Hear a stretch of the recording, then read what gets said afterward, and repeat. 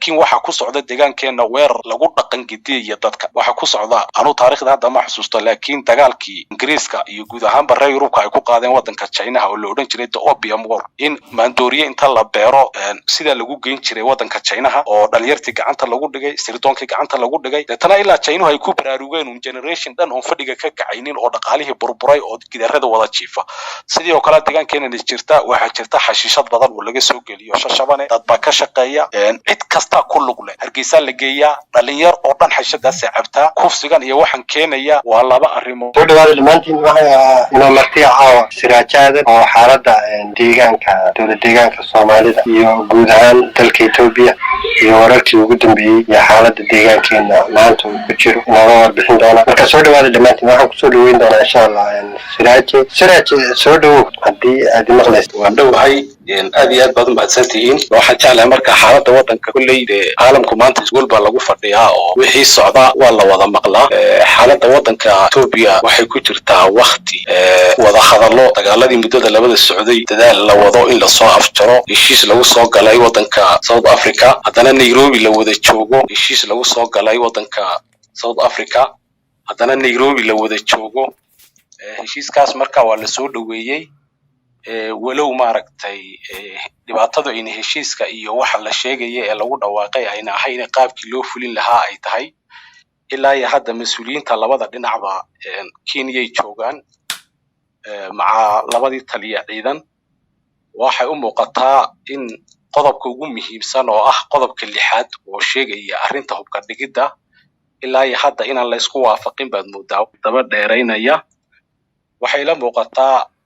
heshiiska waxyaabo aan ku yar caddayn qaabka loo fulinayo oo sababay jira awgood in qaarna dastuurka lagu lifaaqay qaarna midnimada Itoobiya iyadoo la ilaalinayo in laga daayay waxaan filayaa marka aniga sida ila tahay ilaa hadda in la isu mari la yahay qodobka oranaya hubka dhigida oo shuruud ku xidhan tahay waxyaabaha kale waa wax dastuurka lagu lifaaqi karo laakiin qodobkaas in TPLF-tu ay doonayso in ciidamada Eritrea marka hore ay meesha ka baxaan TPLF-tuna asalba dad inta badan conspiracy-goodu iska badan yahay marka marnaba laakiin xagga ayna seegaynin waxa weeyaan xagga shacabkooda marnaba wax iyaga in aan saacidaynin ulama tagayaan way ka taxadarayaan heshiiskan marka guud ahaan hadda waxa laga fili karo iyo steps-ku maray iyo arrimaha kalifaya waxa kalifaya laba arrimood kow TPLF oo iska daashay muddo badanna cunaqabatayn ay saarnayd shacabkii Tigreeguna ay la go'doomeen shacabkiina dee waxay cunaan iyo waxay cabaan u baahan yihiin muddo 2 sano ah ay dagaal ku jireen khasaaro badan gaadhay hadda marka isaga baahan survival xagga maaragtay shacabkooda inay u turaan oo gorilla fighting daba dheeraado oo kalena ayna ku gali kareynin shacabkii maadaama shacabkii lagala hoos bixi karo nin gaajaysan ciidda kulba biyaha siisa iska raaci karaan inay gargaar helaan bay u baahan yihiin qodobka xagga dawladda kalifayana waxa weeyaan Ethiopia waa wadan dhaqaalihiisu uu ku xiran yahay wadamada reer galbeedka oo ilaa xilli salaasa gacanta lagu soo hayay marka dawladdu hadda ma karayso dagaal daba dheeraado oo muddo sii socda dhaqaale ahaan ayayna u awoodi kareynin waxa kale inuu awoodi kareynin xagga diblomaasiyadda wadamada reer galbeedka iyo xiriirka ay la leedahay oo isaguna sababta dagaalkaas dartii u dhaqmay qiimihii ay qaadan jirtay oo la yiri wadan dagaal ka socdo diin ma siin karayno IMF-tuna inta badan waa meel dadka reer galbeedkuna ay influence gareeyaan qasnada dawladda oo lacagta mataqaanaa lacagta adag ee dibadda wax laga soo gadan karo ilaa 20 cishun hadda ay ku filan tahay adigu xaaladda dhaqaalaha ay Ethiopia ku kalifaysa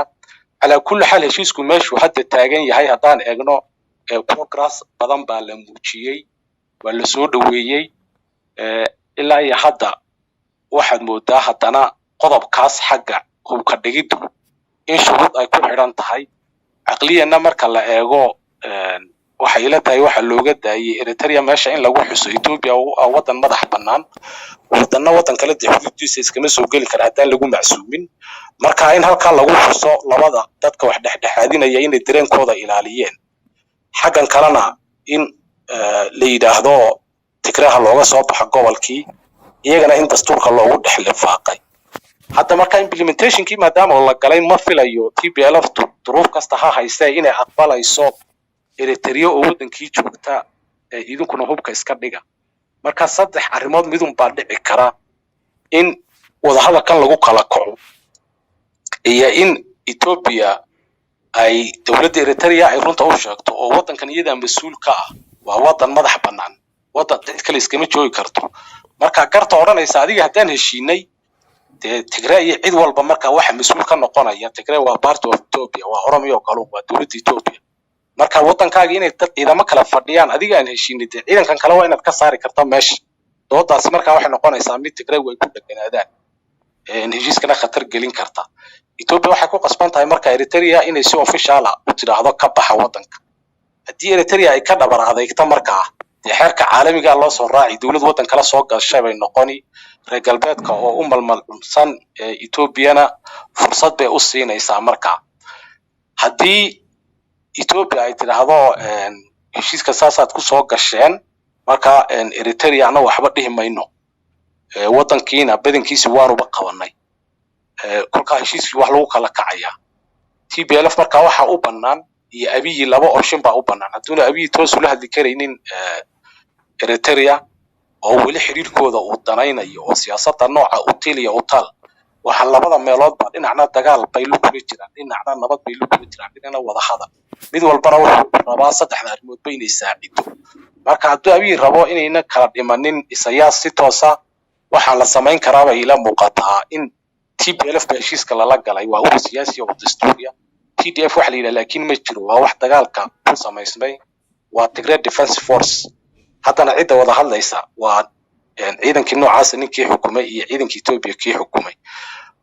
waxa muuqda markaa wax in la samayn karo oo kale qodob kale oo shacabka Tigrayna garantii siinaya xagga amnigooda heshiiskuna uu ku socon karo oo ah in TPLF-na heshiis qaadato TDF-na ay hubka iyo waxa inta la wareegtay noqoto kuwii shacabka Ethiopia ka difaacaya marka taana haddana Ethiopia ma aqbalaysaa baata على كل حال waxay la muuqataa hadii qodobkaan meel la saarin heshiisku khatar buu ku jiraa marka ugu dambeysana waxa laga yaabaa xitaa even haday Ethiopia ku adkaysato qodobka TPLF-tana mid bay ku adkaysan kartaa oo oran kartaa hadii anaga TDF waxba naga ma gelin anagu TPLF bana leeyahay heshiiskana wax TDF leeyahay kuma jiro marka sida oo kale anaguna mas'uuliyadda ka banaanka iska marino heshiiskana cidda heshiiska la galay waa anaga marka inay kuwaasi marka falaaga hadana ay dib u noqdaan kuwana ay danayaan in shacabkooda gargaarka iyo nidaam amni iyo xukunkoodii ay hantaan taasina waxay keenaysaa in dagaalku wali iska sii socdo oo ooladii iyo TDF taasina ay marka dagaalka sii wadaan wararkuna uu iska sii jiro maxaa caqabad ku noqon kara oo kale heshiiska qodobada kasako waxa ku noqon kara caqabad meelo badan waxa jira gudaha shalay jawhar qoraal buu soo dhigay inkastoo marka anigu aan taraa ku jiro aad u akhriin ilaa saddex qoraal buu soo dhigay mid uu kaga hadlaya xaaladda deegaanka Oromia midna heshiiska midna beesha caalamka marka uu leeyihiin deegaanka Oromia ba dagaal baa ka socda marka maxay heshiiska lagu soo diri waayay isagana oo isagaba dagaal baa ka socda xagga maxay reer galbeedka u daneeyeen qoomiyadda amxaaraduna ma danaynayso heshiiskan inuu guuleysto waxay doonayaan Tigray in laga adkaado dhulkaan ay haystaan deegaamada laftooda kuwa fara badan waxay u arkaan maslaxadoodu inay ku jirto in dagaalku daba dheeraado oo la kala adkaanin qodobadaas oo dhan marka la isku daro marka wali heshiis 100% la oran karo geedi galay bacdama in kasto oo la kala saxeexday laakiin implementationkii weeye ilaa iyo hadda waxa Nairobi loo fadhiyo xaaladda guud marka sidaa tahay xagga amniga xagga dhaqaalaha Ethiopia waxay doonaysaa inay deeqa ka hesho IMF-ta qorshaheeday diyaarsatay deynta waxay diyaarsadeen oo kale burburkii gaaray ee dagaalku keenay in qorshe lagaga kabayo wasiirka maaliyadda wuxuu shaaciyay in Ethiopia u baahan tahay 1 trillion iyo 500 oo bilyan oo bir IMF-tu way hadashay haddana adigu steering committee kuwa abaa yimid waxay u badan tahay markaa laba arrimood reer galbeedka oo bushgaraynaya heshiiskan in ay shuruud kaga dhigayaan Ethiopia deeqdu inay u soo marayso dabada Tigreega oo heshiiskan sidii u hirgala ay ku xidhnaan doonto marka ilaa intuu heshiiskan uu hirgalayana kolba waqtiga waa la isu yaryaraynayaa Ethiopiana number 1 waxay doonaysaa inay deeq hesho waxaad moodaa wadamadii coalitionkii dagaalka lagu xamanayeen inay isku soo dhawaanayaan sida Masar oo kale ra'iisul wasaaruhu waa kii tagay hadda waxoogaa saacad iyo wax noocaas ka hor Ridwan Hussein laftiisa qoraal buu soo qoray uu leeyahay lagu yar garan karo in wax yar jiraan uu leeyahay wadankii 70% gacantaana ku haynaa meelahan ku haynaa gargaarkii wuu gaadhay meelaha kalena wuu gaadhaa heshiiskana waxa keenay oo sababtaasi ku dhacday duulimaadka wuu bilowday inkastoo oonan xagga TPLF war official haynin laakiin ilaa aan la dheelsan karin oo isla TPLF uun dadkoodii abaa ka jawaabaya oo leh arintaas waxba kama jiro 70% meel gacanta lagu hayana ma jiro 70% meel uu gargaar gaadhayna ma taqaanaa ma jiro waxyaabaha marka isku darto marka waxa ku soo baxaysa in qodobo ay jiraan laakiin qodobada waxa aad u bushgaraynaya xagga reer galbeedkii iyo African Union iyo baahida meesha taalo oo laba qodob TPLF oo u baahan shacabkoodii waxay ula tagi karaan xagga siyaasadana waxay ula tagi karaan duruufaha jirana inay waxay ula tagi karaan oo cunaqabataynta laga qaado oo u furmo iyo Ethiopia oo dagaalkiina ka joogsado dhaqaalana hesha xujadii reer galbeedka hor dhigayeen ka gudub dhinaca kale deegaamada iyo waxa iyadana stiil shirar iyo baaqaq lagu soo dhaweynayo wada hadalka qaab hadalku haba kala duwanaado kuwa si khafiifa uga hadla iyo kuwa aad u sii dhaxgala taas marka xaaladda guud ee Ethiopia waa sida tan deegaankuna inta badan hadiya jeer waxa hooyada saameeya ilmaheedana uu saameeyna uun dhinaca taas way kala qabtaa waa deegaan ka tirsan Ethiopia duruufaha u goonidii waxa weeyaan anigu sidaan u arka hadda waxaad moodaa xagga amniga maaragtay in mar haddii chain of commandigu ayna isku xidhnayn oo ayna adkayn oo meel sharcigu lagu kala dambeeyo waa inuu sharci noqdo kor iyo hoosba marka waad ogtihiin dilal baa iska dhacdhaca juweeriye waad ogtihiin maalin kale oday baa la dilay nin kale oo Axmed Hebel yiraahdo cisho dhaweyd isagana saasoo kale isagoo guday ka soo socda la dilay yar kale oo mataqaanaa oo la fahaayo malaha ilaa 10 xabadood ay ku dhaceen suuqa cisho dhaweyd isagoo socda saasoo kale timaha maxad ula baxday baa lagu dilay wareerkooda ay ku dhamaadeen waxa jira xagga shaqo la'aan badan baa iska jirta deegaanka waxa kor u kacaya waxyaabahan ee tuugada iyo China groupka iyo bajaajada lala cararayo kufsiga waxaasoo dhan waa wax keenaya dhaqaale la'aanta iyo shaqo la'aanta dhalinyarta haysa kaga imanaya deegaanka waxa iyaduna aad farabadan ku haya oo aan jeclahay inaan gaarsiiyo codkayga club house-kan cid ku jirta iyo cid kasta oo damiir leh deegaankan laga soo bilaabo dabayaaqadii waagaana qoraal baan ka qoray 2019kii deegaankan weerar baa ku socda anigu hadda weerarkaasi cidaas wado odhan maayo laakiin waxa ku socda deegaankeena weerar lagu dhaqan gidiyo dadka waxa ku socda anu taariikhda hadda ma xasuusto laakiin dagaalkii Ingiriiska iyo guud ahaan barre Yurubka ay ku qaadeen wadanka China oo la oran jiray Opium War in maandooriye inta la beero sida lagu geyn jiray wadanka China oo dhalinyartii gacanta lagu dhigay sirdoonka gacanta lagu dhigay deetana ilaa China ay ku baraarugeen generation dhan oo fadhiga ka kacaynin oo dhaqaalihii burburay oo gidaarada wada jiifa sidoo kale deegaankeena jirta waxa jirta xashiishad badan oo laga soo geliyo shashabane dad ba ka shaqeeya cid kasta ku lug leh Hargeysa la geeyaa dhalinyar oo dhan xashadaas cabta kufsigan iyo waxan keenaya waa laba arrimo mid kalena waxa weeyaan kufsiga laftiisa oo lagu dhoofo oo kama dhigan geysatay qodobadaas oo dhan markaa waa arrimo xasaasiga ee dawlad deegaanka goonida u sii ah waxa kale oo jeclayna carabka ku dhufta iyadana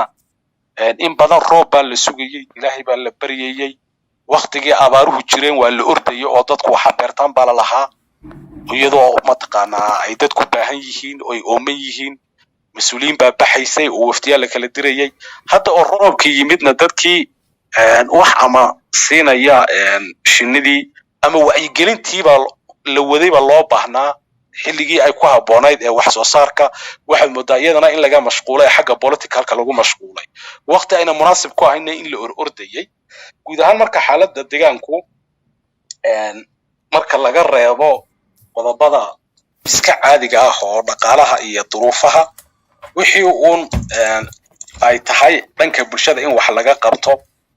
waxay ila tahay waxa hadda ugu muhiimsan waa dhanka wacyigelinta iyo arrinta xashiishada iyo waxyaabaha mandate-ka dawladda xaggeeda la jiro oo shaqo la'aanta iyo kala daadsani fara badan hay'adaha amniga tusaale ahaan waxaa jira marka ciidanku isku fara badbato khanaana una lahayn dhibkeeda iska leedahay magaalada Jigjigo kara ama council walba waxa la yiri ciidan boolis ah iska samaysto u gooniya kuwii way joogaan kuwii kale adma batankina way joogaan magaalada ka shaqeynaya booliska caadiga uu joogaa lii booliska uu joogaa taas waxay keenaysaa marka gidaar walba boolis baa taagan haddana dadkii way cabanayaan qaabka amniga looga shaqeynayo lafteeda ayaa marka aan ahayn qaab amniga looga shaqeeyo askariga isaga kalifayo qofka inay isku dhacaan qaabku ula hadlayo sidoo uu baarayo marka qaarkood meel bajaajaro la baariya la istaajino wadada dhan baa mataqaanaa jaam noqonayso la isku weeraraya marka waxyaabahaas waa wax ku tusinaya nidaamka chain of command inuu aad u hooseeyo waxyaabo yar oo kale iyaduna waxa jirta nidaamka ama sixir bararka loola dagaalamo ama ganacsiga goboladu waxay ahayd inay waraaqo soo qoraan oo raashimada iyagu inta u soo qortaan gobolkoodii cid la geeyo waxyaabaha la yaab kale la furi kari lahayd ilaa hadda taago sibid kabinaagu muddo laga joogo 20 cisho waxa la go'aamiyay sibidkii maadaama uu qaali noqday in gobolada lagu kabo marka gobolka inay waraaqo u soo qoraan cid iyagu ay doonayaan dadana gobolka la geeyo arrinta ganacsiga marka loo geeyay ka bacdi dib baa loogu noqday ilaa hadda waa laga dhamaan kari laayahay kabinaagi dhanna go'aankiisii xafiiska ganacsigu ka socon laayahay marka cid baale marka goboladu dadka ay soo qorteen mooyee dad kale lagu waxeeyo waxyaabaha ay kala daadsanaantaas waxay ku tusinayaan marka chain of command-ga iyo nidaamku inuu aad isugu xidhnayn marka waa inaha uu hadii aan ku soo koobo xaaladda waddanka si guud iyo tan deegaanka